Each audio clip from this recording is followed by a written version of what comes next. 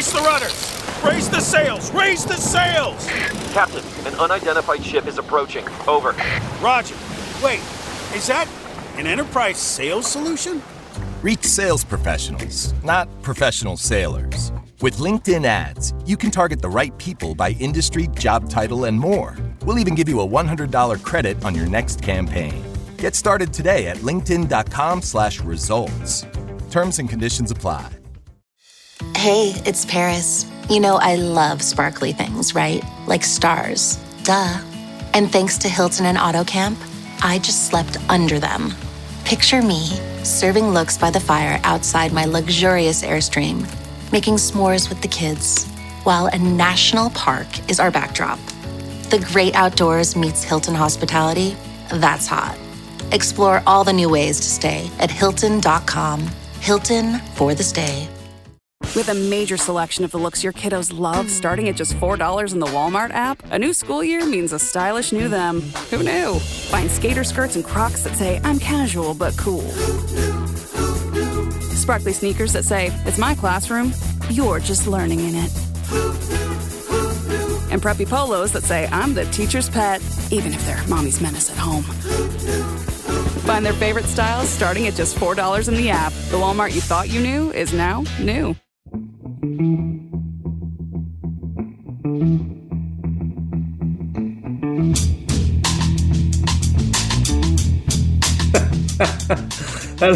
Hello and welcome to The Price of Football, the show that looks at the money behind the beautiful game with me, Kevin Day, and Liverpool University's Kieran Maguire. I wondered where you'd gone then, Kieran. You disappeared out of shot and then came back in with a very almost balletic-like leap. Obviously, you had clearly you're in a very chipper mood despite being the sacrificial lambs at Everton yesterday. But I presume you went. How was it? It was, as many fans will know, it was a great day out, ruined by 90 minutes of football. Yeah, which it should be. Met up with the lads on the train. That was about 6 o'clock, and that was fine. Some person, I don't know who was supporting, decided on the train from London to Liverpool to express his full range of homophobic slurs. Oh, wandering up and down the carriage with a bunch of Brighton fans, and somebody said to him, "Mate, just give it a rest." Yeah. And he decided he wasn't going to give him a rest, so therefore, do you know what? He got a smack in the face. Oh my God. 2025, Kevin, it's 2025. Yeah, I just the idea of Brighton fans giving each other a smack in the face. That's awful. That's terrible. No, it wasn't a Brighton fan. It was No, the idea that a Brighton fan could actually do the hitting. I mean, did he have to put his hand under a tap afterwards? And it disinfected with quinoa. Yeah. There's one on every train. When you say you get on a train with the lads, Kieran, how would you on a real lad scale from 1 to 10? How laddish are these lads? Well, they're fully kitted out in the sense that they have the those carrier bags that you get from non-branded newsagents. The ones made, they're normally blue and they've got the thinnest plastic whatsoever. Yeah. So they all got those, and they've got their 6 cans of whatever it is. I've got no idea about alcohol. And then they get out the deck of cards, and I'm sat there listening to a podcast on business wars, updating my spreadsheet because. And to be fair, everybody at Everton was absolutely fantastic, and also big shout out to the Everton fans food bank, who did magnificent work yesterday. I went along and had a chat with them. Stewards were really friendly. Stadium fantastic. You're going to love it, Everton fans. I mentally did you a disservice here, Kieran, because when you said your Brighton lads were fully kitted out, I presume you meant they had both the Times and the Telegraph to read on the way up there. So I apologise to them. Talking of stadiums, Kieran, before we get into today's podcast, which is a questions pod, we should mention, and we'll be talking about this in great detail on Thursday in our news pod, Coventry now own their new ground and couldn't have celebrated in better fashion. And Morecambe in what I can only describe as one of football's greatest kick bollock scrambles, managed to get a team together and score a winning goal in the 98th minute in front of a sold-out stadium. So 2 bits of good news on Saturday, unless you're a QPR fan, obviously, or an Altrincham fan, but, you know. Yeah, this is why we love football. Yeah. It creates things which, if you wrote that as a script about Morecambe, the producer would say, "No, going a bit far there, lads. Tone it down a bit." But this is football. Fantastic, as you rightly say, for Cov. So we will be going into more depth of it, and Doug King, who's managed to get that deal over the line, deserves a huge amount of credit. And delighted for Morecambe fans. That Coventry saga had been going on for 14 years before we even started this pod. Yes. So that's incredible. Anyway, it's questions day, Kieran. So let's get into some good questions. And the first one comes from Barry Walsh, and then there might be a question later on from Mr. Kevin Day about Match of the Day's obsession with Mark Gahey over the weekend, despite the fact Palace won the FA Cup, didn't get a mention. Mark Gahey probably playing for another club. It's all they bloody talked about. Kelly Cates was winking at the camera. Barry Walsh has his question. I was having a conversation with friends about the worst Premier League transfers ever.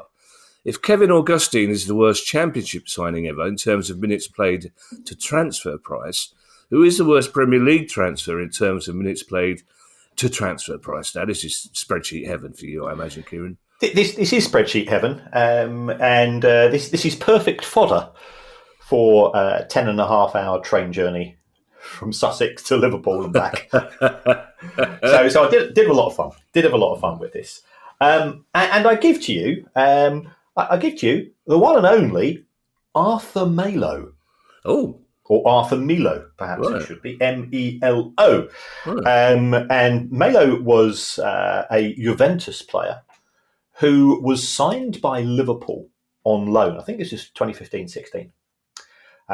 So he didn't even actually fully sign for him. But I think Liverpool had some injury issues at the time. So they brought this lad across from Juventus, and it was a €4.5 million loan fee. So not that much. But he played a grand total of 13 minutes. And I think that was coming on as a substitute in a match against Napoli, something like that. So that worked out as €346,000 per minute, plus his wages for 6 months. And he'll have been on, 60 grand a week. So it just worked out. It was an absolute nightmare from Liverpool's point of view, from a transfer perspective. I don't want to be rude.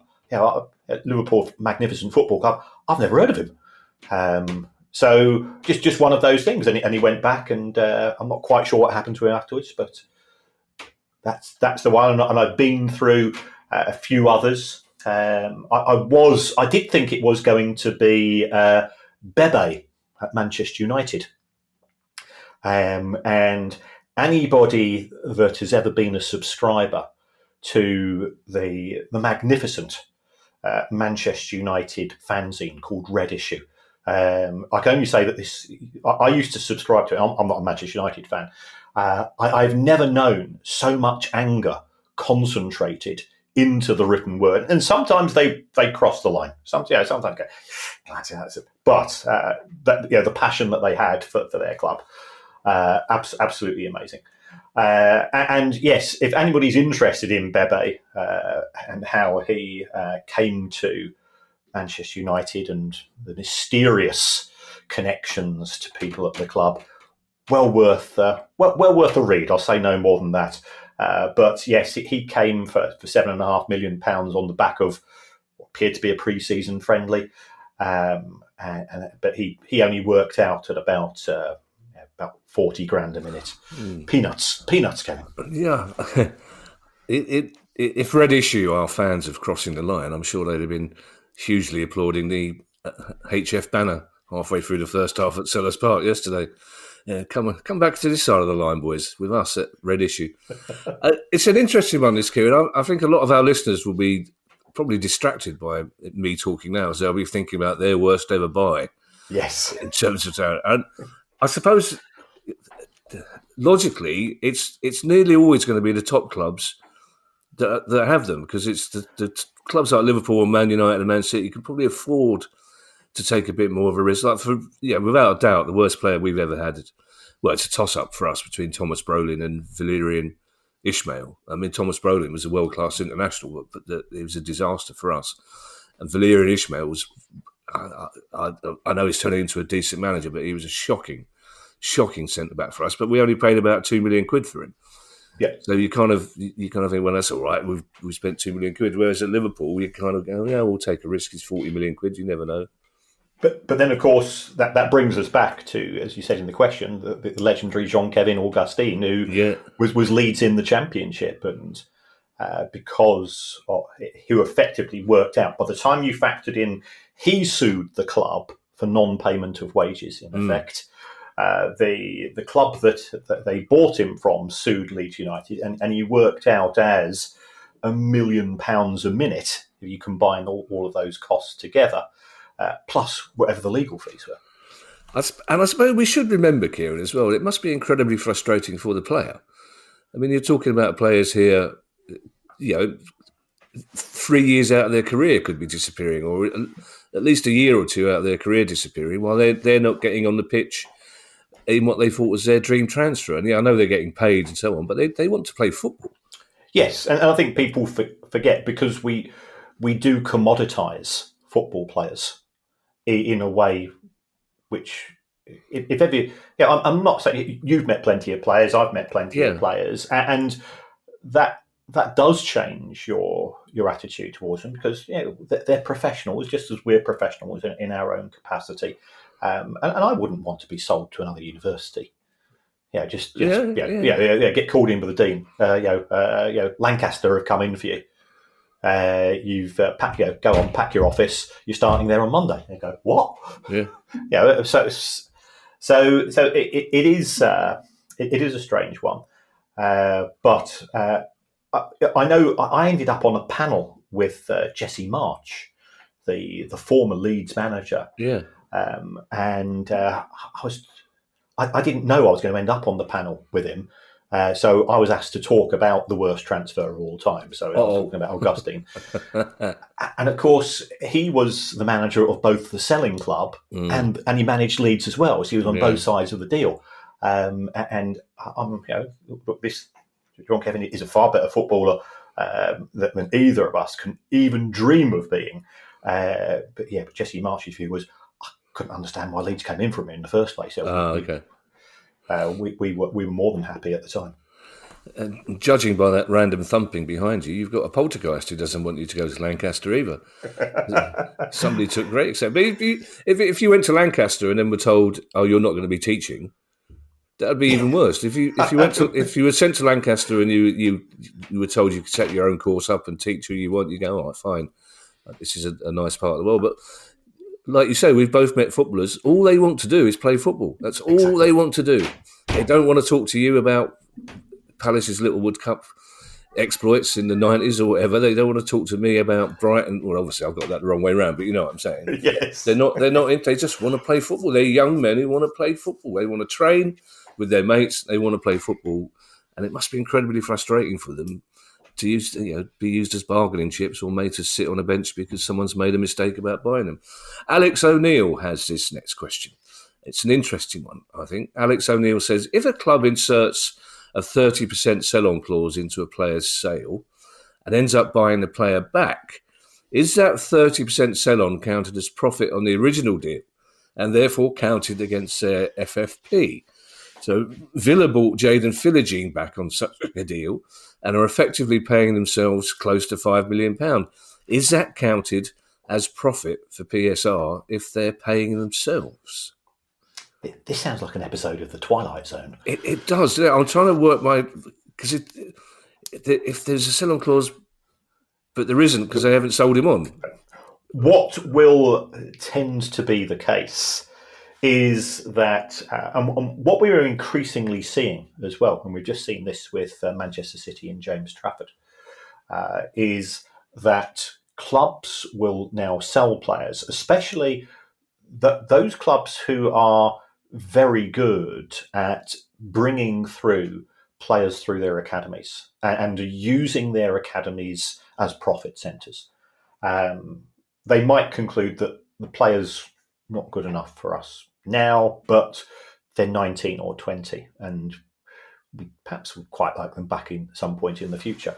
So we have seen some deals go through where the club will say, we'll sell you the player for £40 million, but we've got a buyback clause at 45 within the next 2 years. Or you can pay £50 million for the player and we don't have the buyback clause. So we are seeing more and more complex contracts arising as far as football transfers are concerned. So I'm just thinking about this Villagine deal. I suspect that Villa will say, we're letting him go, but we want to hedge our bets, and therefore, whilst there will have been a 30% sell-on clause if Villa sold the player to somebody else, that clause doesn't apply if Villa buy him back. But as far as FFP, PSR is concerned, the gains and the costs and the gains would offset one another, so that it would be PSR neutral. Right. Okay. Can I just give you a very simple example to make sure I've got my head around this? Because obviously with the Eze deal going through over the weekend, QPR will be getting some of that money because of the transfer deal. So if Tooting and Mitcham sold a player to Sutton United for £1 million, and there was a 30% sell-on deal, if Sutton United sold that player for £1 million to somewhere else, then Tooting and Mitcham would be getting £300,000. Well, but the sell-on deals are always based on profit. Right, okay. Let's say that they sold him for £1.5 million. Yeah. Tooting and Mitcham then get 30% of £500,000. Okay. Oh, right. So 30%. Okay, great. But then, if Sutton United sold the player back to Tooting and Mitcham for £1.5 million, they wouldn't get the 30%. No. Right. Okay. Yeah. So that's the heart of Alex O'Neill's question that was confusing me. So because otherwise that would be a way, two clubs could easily do deals between themselves, then, couldn't they? Yes, to ratchet things up. Yeah. I noticed as well, Kieran. We might be listened to by a particular boardroom, by a Premier League club. Okay, well, we've not done that one yet. Let's just give it a thought. Well, this will be the proof then, Kieran. If that happens, if that happens the day before the transfer window, we'll be right. They are listening. They are. We're going to discuss this more on Thursday as well, I think, Kieran. But I know there's a couple of news outlets over the weekend talking about Villa possibly having sailing close to the wind again, not deliberately, but maybe having to do some business before the transfer window to get themselves back in better shape, PSR. Yeah. No, Villa are okay, in my opinion, as far as the Premier League's PSR rules are concerned. Where Villa have a more challenging problem is compliance with the UEFA's rules. Now, UEFA are assessed on a 31st of December year end, but you've still got to get it done in this window because you can't include sales from the January window.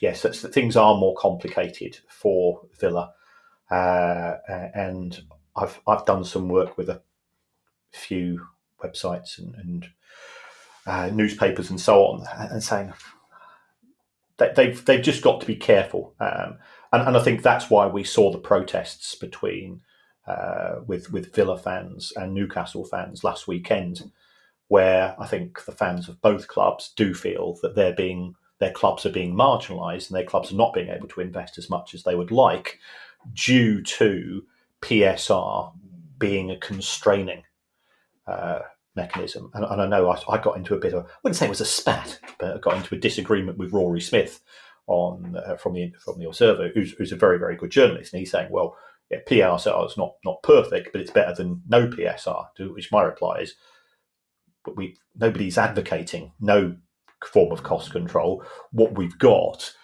is a set of cost control rules which are making money for creative accountants and lawyers.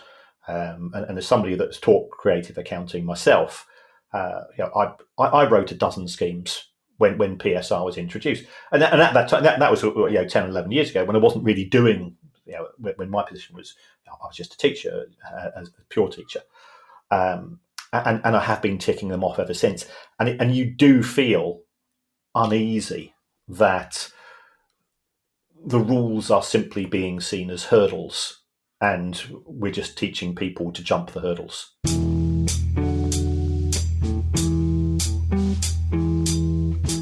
If you've shopped online, chances are you've bought from a business powered by Shopify. You know that purple Shop Pay button you see at checkout? The one that makes buying so incredibly easy? That's Shopify. And there's a reason so many businesses sell with it, because Shopify makes it incredibly easy to start and run your business. Shopify is the commerce platform behind 10% of all e-commerce in the US. Sign up for your $1 per month trial and start selling today at shopify.com/promo. Go to shopify.com/promo. This episode is sponsored by Shopify. When we started The Price of Football and things started to take off, it all got a bit overwhelming at times as we were suddenly sorting out recordings, interviews, live shows, and our online store. When you're starting off with something new, it seems like your to-do list keeps growing every day with new tasks, and that list can easily begin to overrun your life. Finding the right tool that not only helps you out, but simplifies everything can be such a game changer. For millions of businesses, that tool is Shopify. Shopify is the commerce platform behind millions of businesses around the world, from household names like Mattel and Gymshark to brands just getting started. With Shopify, you get your own design studio that includes hundreds of ready-to-use templates. You can accelerate your content creation with Shopify's AI tools that write product descriptions, page headlines, and even enhance your product photography. And you can easily create email and social media campaigns wherever your customers are scrolling or strolling. If you're ready to sell, you're ready for Shopify. Turn your big business idea into with Shopify on your side. Sign up for a £1 per month trial period at shopify.co.uk/priceoffootball, all lowercase. So go to shopify.co.uk/priceoffootball to take your business to the next level today. That's shopify.co.uk/priceoffootball.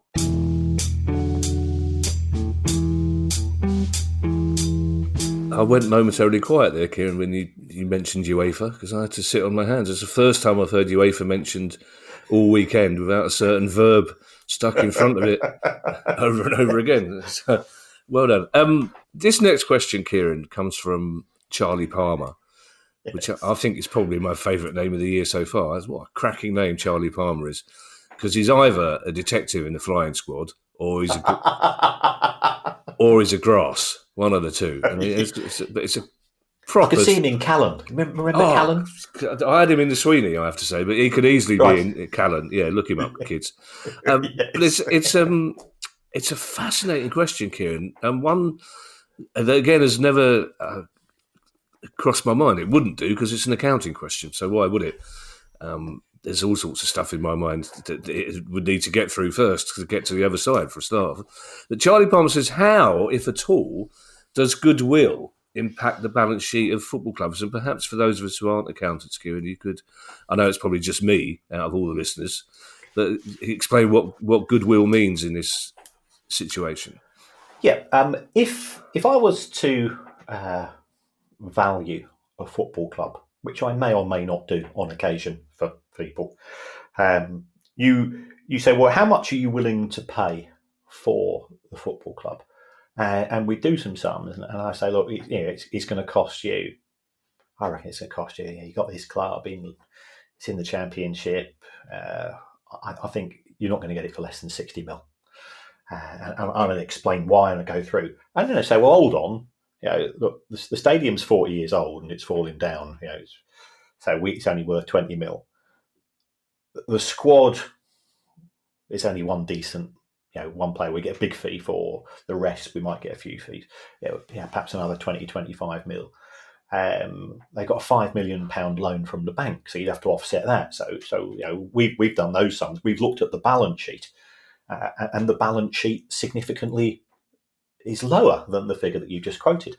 But what you are buying when you buy a football club, you are buying 25,000, 45,000, 70,000 people who turn up every week and will turn up every week for the rest of their lives, God willing, because it's their club. So you're buying that loyalty of the fans. You're buying the fact that, especially at the upper echelons of the Premier League, you mention that club's name in a news article or in a tweet, and you get engagement. So there is a value to the brand. There's a value to the loyalty of the fans. There's the fact that people want to be associated with that club, and those are all assets. Those are all contribute towards the value of that football club, but they don't appear on the balance sheet, because how can you go and put Kevin Day's loyalty to Crystal Palace, which is an asset, it's just it is for everybody else that goes to Selhurst on a Saturday or Sunday or Thursday night, wherever it's going to be. That is a huge asset to the club. But Crystal Palace didn't buy that. Crystal Palace didn't pay a price for that. So we call that goodwill, and it's a nebulous item. It's an intangible asset, but it is an asset. And when I do my valuations, I say, right, this is what I think you should pay for the club. This is what it says on the balance sheet. And they go, well, what the dickens is the difference? And I say the difference is effectively the goodwill. It's the fact that if you were buying a restaurant and you served crap food up 20 weekends of the year, you'd lose all of your customers. In fact, you wouldn't even get to that 20th week. You'd have been closed down. You've got a football club who are bobbins for a whole season. You think about some of the clubs that have been promoted and immediately relegated in the last few years. They've not, with that potential for last year for Southampton going down with the record low points. Southampton fans are still turning up this season. So football does have that loyalty because it's a monopoly supplier. How many Southampton fans are going to say, well, we're having a really bad season, let's go and support Portsmouth instead? Never going to happen, is it? Not a single Southampton fan. So you've got that asset, and that's going to generate money for you. So when you do your sums, you say the difference between what you've got physically, which is on the balance sheet, and you have to go, the balance sheet values you do a bit of tweaking for, and what you pay, that difference is called goodwill.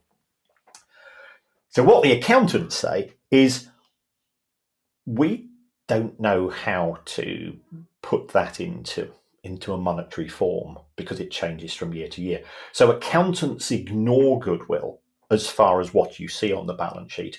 The only time you will see it is that if you actually go out and buy that football club. So if you take a look at the accounts of some of the holding companies that buy football clubs, you always say, well, let's take the case of Chelsea.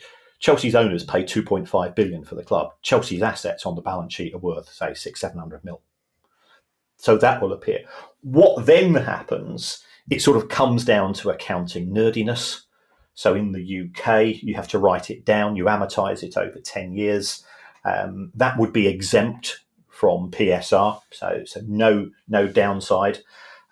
If it's an international club, you're supposed to value it every year. So if you take a look at Manchester United, they've got goodwill on their balance sheet. If you go to Manchester United's US-based accounts, and they simply say, has the value of Manchester United gone down since the Glazers bought it in 2005? The answer is no. So therefore, they just keep it there, and it sticks around. So it's a weird one in that it exists, but most of the goodwill, which is sort of internally generated, is ignored in the accounts unless you have an M&A deal, unless you have a purchase transaction.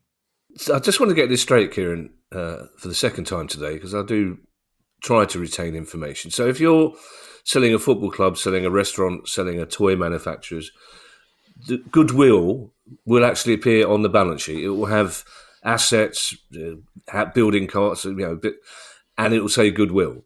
Yes. So that will appear. Right. So that appears in the balance sheet of of the buying company. Because if you sort of look at it from a broader business perspective, let's say that let's go back to when Facebook was now known as Meta. That bought Instagram, and I think it costed around about $8 billion at the time. And what exactly did they buy? They bought an app designed effectively by a bunch of people wearing cargo shorts, goatee beards, who were playing with a basketball in a hoop. And that's all that they got. But because Instagram had lots of users, that's effectively the goodwill. So the goodwill is your customer base a lot of the time. But because you as a business don't pay for that customer base, so the buying company has this asset called goodwill, which appears on the balance sheet, and then everybody ignores it because Facebook could sell Instagram today for $100 billion very, very easily, if not more.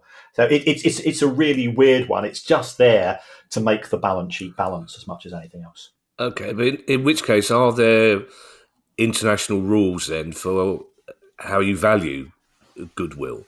Or do you just literally go, I reckon 5 million, bung that down? It's the residual. You will say, you agree a price. So let's say I went and bought your business, or I went and bought the local garage. I say, tell you what, mate, I'll give you 2 million for it. That's what I'm prepared to pay for it. And then you look at it and say, oh, it's got £500,000 worth of assets. So it's the residual. So right, the goodwill under those circumstances works out as 1.5 million. Oh, I see. Okay, I see. So quite a substantial part of the thing then. Yeah, if you take a look at M&A deals, mergers and acquisition deals in the city, so this is the work that the investment banking community do, and it's incredibly lucrative. If you take a look at deals over the course of the last 15 to 20 years, and this is sort of when I go into sort of nerdy, even more nerdy than normal territory, goodwill has averaged between 75 and 80% of the purchase price of a business. So if I pay £100 million for a business, 80 million would be goodwill on average, especially in the tech sector and some of the service sectors as well. Because what exactly are you buying? You're actually buying the staff. You're buying their knowledge, their expertise, their ability to sell, and so on. So you could almost replace the word goodwill with potential. Yeah, that's a really good analogy. Yeah, Ooh, I like that. I like that. I might steal that for my lectures. Oh, feel free. It might become a rule in the years to come. Because Sheelan Patel was very pleased, the West Brom owner, to discover that you were using one of his quotes in a lecture. Also, I have to say, it's the first time I've thought of the investment banking as a community. I never quite saw investment bankers as a community. That's true. You know. Yes. Nuns are a community. Monks are a community. I'm not quite sure. So that's a fascinating. Thank you for that question, Charlie. That was all entirely new to me, I have to say. That's a really interesting insight. James Sternberg has a question that's less new and with less insight, but it's one of those questions that football fans are very interested in, and I'm always happy to ask this question again once a year for new listeners, and also to remind existing listeners of any changes that might have happened. And it's a good question. James says, has any club ever, or would there be a potential financial benefit to clubs producing their own brand kits?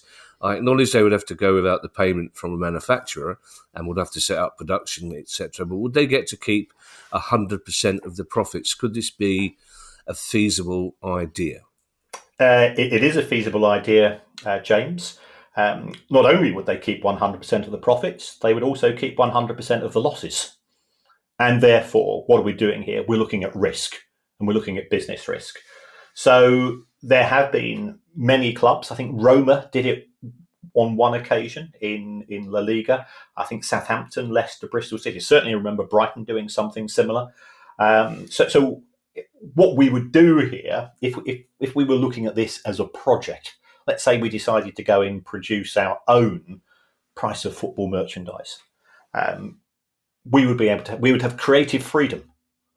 And when you talk to some commercial directors, when you talk to some fans at clubs, especially if if you look at the relationship between football clubs and the kit manufacturers, it is very much a pyramid style in the sense that you've got 3 or 4 clubs who are your elite customers. So if Liverpool want another 5,000 shirts, they get another 5,000 shirts from Nike. Brighton sold out of shirts a couple of years ago when Mitoma joined, and they just couldn't do anything because Nike turned around and says, "Well, we're not doing another Brighton production run this season. It's not because it's not worth our while because we only do it for at least 5,000 or 10,000 shirts, and you simply don't have enough demand based on our experience." So you have this tier. You've got your tier 1, tier 2, tier 3, tier 4, and by the time you drop down to sort of tiers 3 and 4, you'll get one set of kits at the start of the season. If you're lucky, they might give you a top up at Christmas from Adidas and Nike and so on. Otherwise, they're not actually particularly interested in you.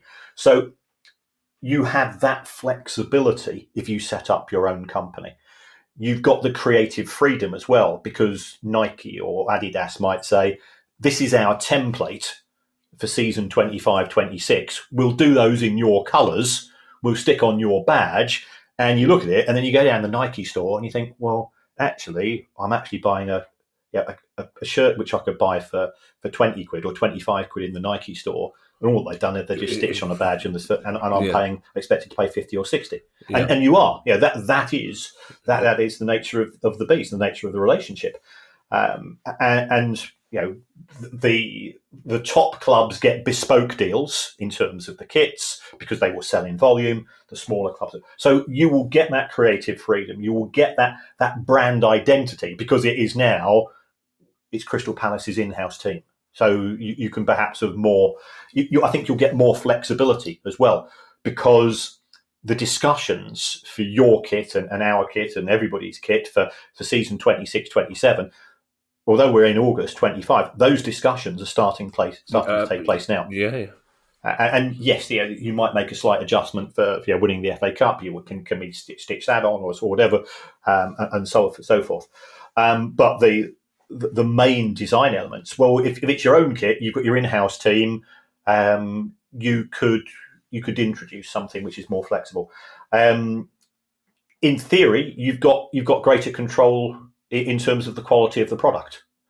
And if you take a look at some of the fashion houses in the UK, and I'm a 60-year-old bloke. I buy at the start of each year, I buy myself 6 T-shirts from Marks and Spencer's in the sale, and I don't know what colours they are. I know they're different colours, and that's it. And they cost me 20 quid each, and that's what I wear for the rest of it. You always see me, don't you, in a plain coloured T-shirt whenever we're talking. You're wearing one today that matches the wall. That's right. Which is a kind of spooky green screen effect going on, isn't it? It's the floating Kieran Maguire head. I'd say the jury's out on that away kit you had it yesterday at Brighton, Kieran, but the jury's gone out and come back in for Palace's gold away kit. I can't stand it. But it seems to be popular with the young people, and they're now trying to claim, even as you say, it's signed off a year ago. They're trying to claim that it's gold for winners. It's like it's a kind of muddy, orangey, or it's not a Palace colour at all. And it turns out you can't have FA Cup winners written on your shirt. You have to have Emirates FA Cup winners written on the shirt, and the Premier League don't like that.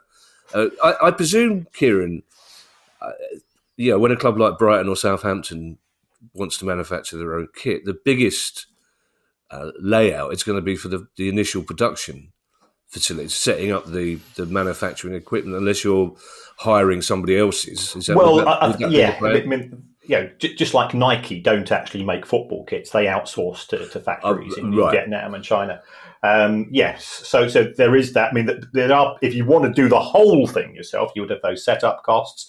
But if you take a look at the likes of ASOS and Zara and so on, other fashion houses, sort of street fashion, they are absolutely brilliant. They will take a design and they will have it in the shops within 6 weeks. So if you can, then there are now sort of domestic producers that might impact upon price, that might impact upon profit. We've had Tom from Castor on the show, and we think very highly of him. He's been a fantastic guest on our live show as well. But there was a report over the weekend that Castore are making the England women's rugby shirts, and there are issues with those. So that's always a problem. What happens if the shirt doesn't sell? Well, that's the risk that you take on. So you take on financial gain, you take on financial risk, you lose the guaranteed lump sum.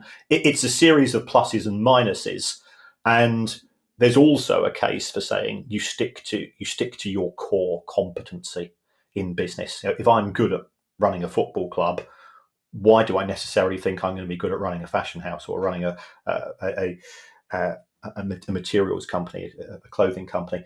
And certainly when I go back, best part of, it is 4 years, to when I used to working in the insolvency business, I was working in the Northwest. I ran quite a few textiles companies, and that was sort of during sort of the death of UK textiles. And it's good to see that it has come back a wee bit since then. But there are, I know a wee bit about the textiles industry, that there are downsides to working conditions in some of our local manufacturing places. Well, I imagine there are. And speaking of which, when we spoke to Tom from Castore, I inadvertently used the word sweatshop, and he winced because he went to great lengths to say those days are over and that kit manufacturers are paying decent wages compared to the other wages out in countries like Vietnam and Bangladesh.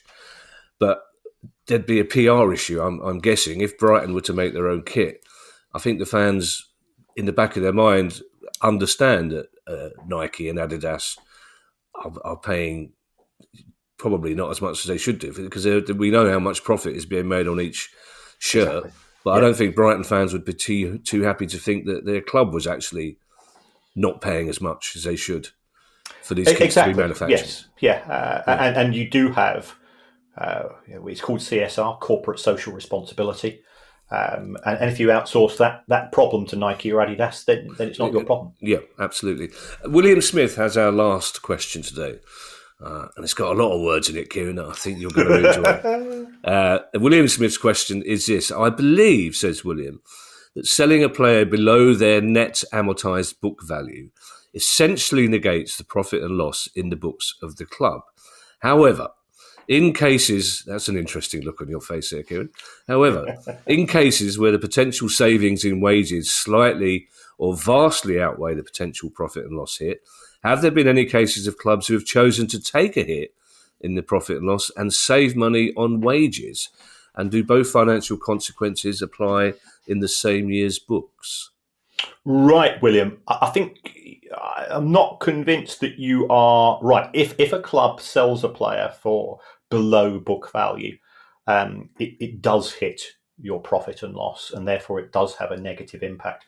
So let's say that you sign a player for £100 million on a 5-year contract, and it's not worked out. And you sell him after 1 year for 50 million. You say, well, after what? You bought him for 100, 20 million amortization a year. After year one, the player's now got a book value of 80. We've sold him for 50. You take a loss of 30 million. That's a hit. That's a negative impact upon profit, and that goes straight through to PSR. So therefore, what I think William is hinting at, and I get this, is that is there a case for holding on to the player for a second year and even perhaps putting him out on loan? And therefore, what will happen is the value will fall to 60 million. You sell him for 50, the loss is 10 million. But at the same time, you've got to go and pay him a year's wages. So clubs do these sums, I can assure you.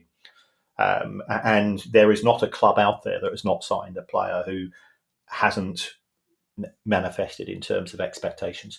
So yes, it is an issue. Some clubs do this in incredible depth.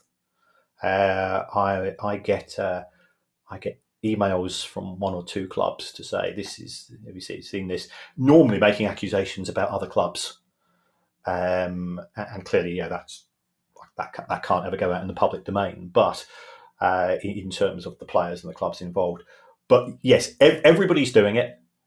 Some clubs are doing it to a greater extent than others, and a lot of clubs are monitoring the transfer activity of other clubs in terms of who they're selling. So we know, we know because we've been approached by an agent that this player's up for sale. We don't think they're going to sell for the following reasons. And this is actually the issue that William raises.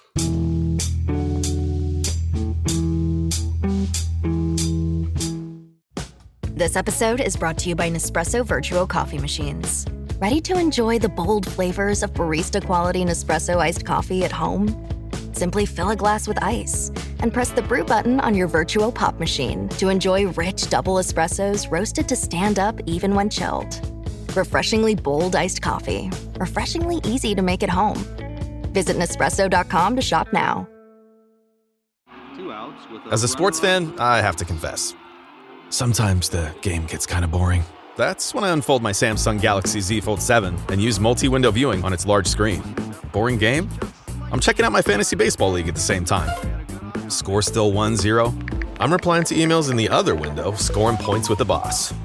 Semifinals finally getting exciting? I'm buying tickets to the finals and booking my flights. Can your phone do that? The new Galaxy Z Fold 7. Get yours at Samsung.com.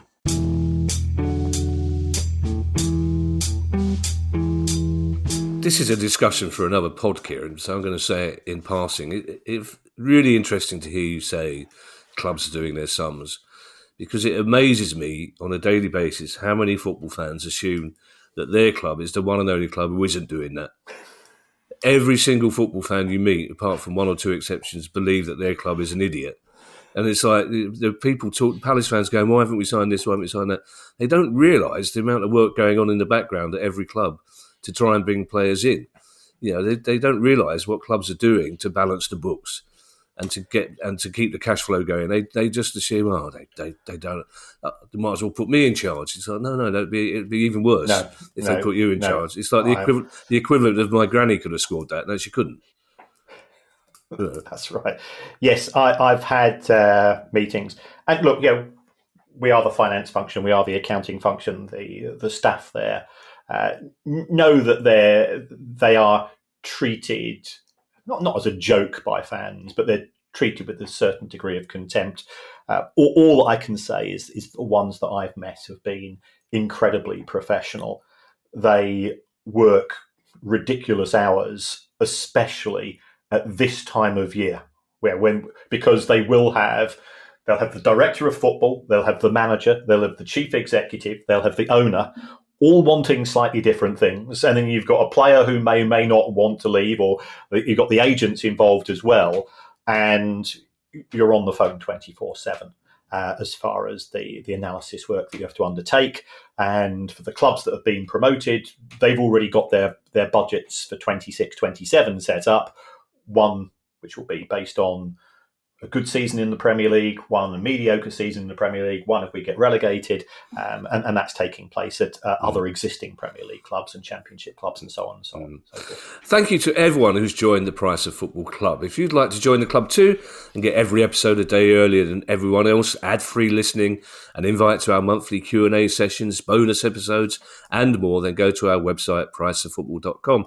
If you have a question you'd like answered on the show, email us at questions@priceoffootball.com. And don't forget, you can follow us on Twitter, X, and you can find us on YouTube. And if you'd like to buy one of our books or a Price of Football t-shirt, you can go back to that website, priceoffootball.com. We'll be back on Thursday with a bumper news edition by the look of things already. So in the meantime, I shall hand you over to Mr. Kieran Maguire for his customary farewell. Thanks for everybody for getting in touch. Thanks for all those people that kept me company on the 10.5-hour journey yesterday. My Twitter account was getting some positives and some negative comments coming back, which is fantastic. To all the people I met in Everton, thank you for your amazing hospitality as well, and much appreciated. There are a variety of ways of supporting the show. Kind words are appreciated. Constructive criticism is appreciated. Yeah. Your shite is fine. How to make ourselves unshite? Yeah, that's my view. But there's one way you can do it, which should cost you nothing but 30 seconds of your time, and it genuinely makes a difference. And that's to give us a review on Spotify, on Apple Podcasts, whatever podcast app you use. Only take you a few seconds. And we found that it's actually giving a review matters. The words, the algorithms used by the companies don't seem to matter. So you could even say you would rather have the show presented by Ken Bates and Ken Dodd. And I suspect, having known the latter, as I used to work for the firm of accountants, we did his tax returns. Did you? We did. Which was always... Ken, I don't think that adds up, mate. He was a man who could talk, an interesting guy on so many levels. I suspect that could be quite a long show, though. Well, his gigs legendarily were less concerts and more hostage situations. Yes. Very much so. Yeah, as you say, fascinating man. I never met him, but the more I read about him, the more interesting he is. But yes, being his accountant, I mean, his nose must have been against the roof, the ceiling of his bedroom. Yes. So I just pull some of that money out of the.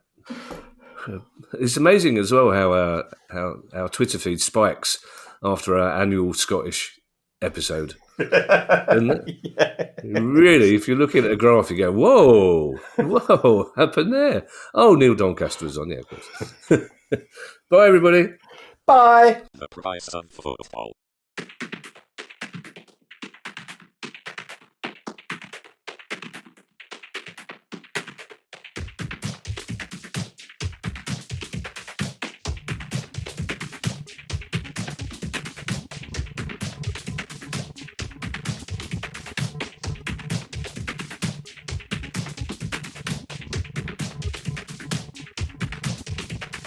The price of football.